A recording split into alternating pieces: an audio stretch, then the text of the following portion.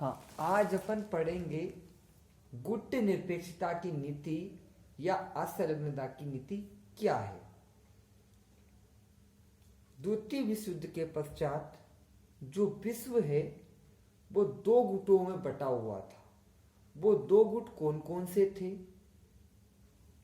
पहला गुट था सोवियत रूस से और दूसरा गुट था अमेरिका। दोनों विचारधाराओं में अलग अलग देश बटे हुए थे। इसी कारण से भारत ने गुट निरपेक्षता की नीति या असंलग्नता की नीति बनाकर अपने आप को अलग थलग रखा।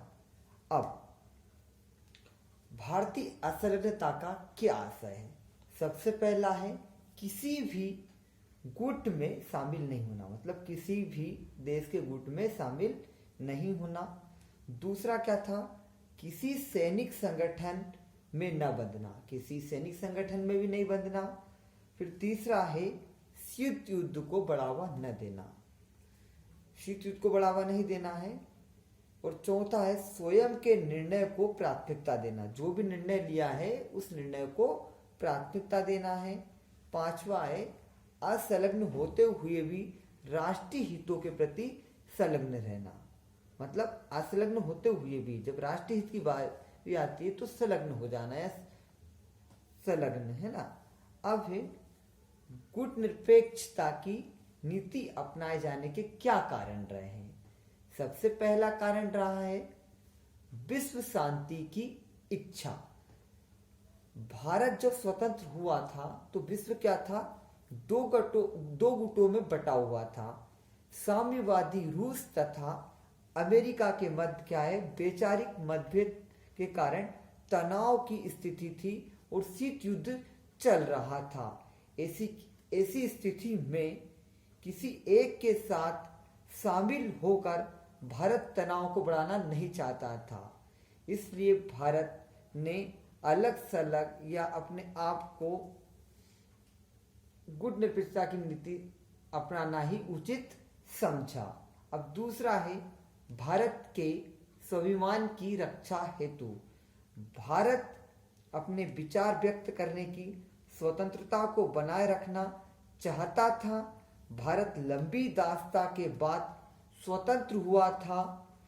किसी भी गुट में शामिल होकर वह निर्णय लेने की स्वतंत्रता को खो देना नहीं चाहता था। वह अपने गुट के नेता की हाँ में हाँ मिलानी पड़ती थी, इसलिए वह किसी भी गुट में शामिल नहीं होना चाहता था।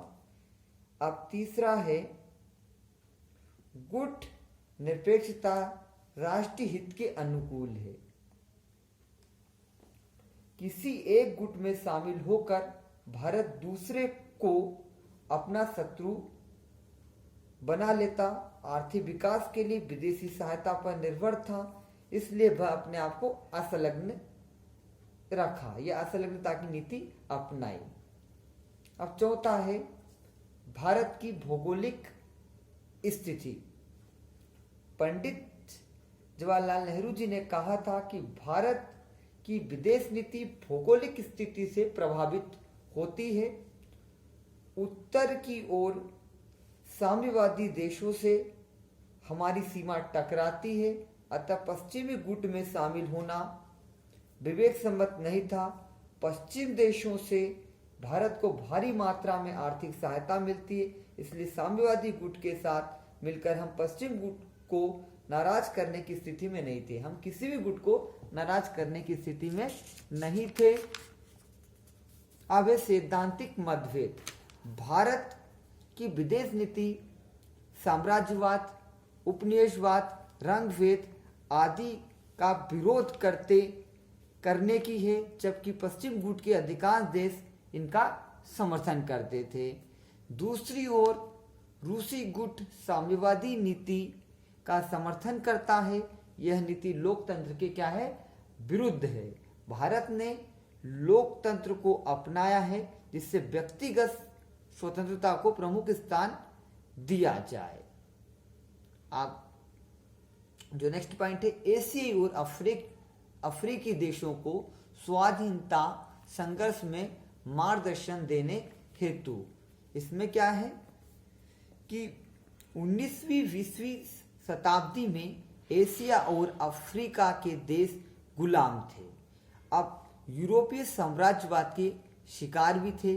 भारत ने भी लंबे संघर्ष के बाद स्वतंत्रता पाई थी और वह चाहता था कि अन्य परतंत्र देशों को भी आत्मनिर्णय का अधिकार मिले। भारत ने इन देशों को स्वतंत्रता आंदोलन को नैतिक सहायता और मार्गदर्शन भी दिया है। यदि आपको वीडियो पसंद आया है तो चैनल को लाइक कीजिए, सब्सक्राइब कीजिए और अपने दोस्तों में शेयर कीजिए। आपका धन्यवाद। ओके।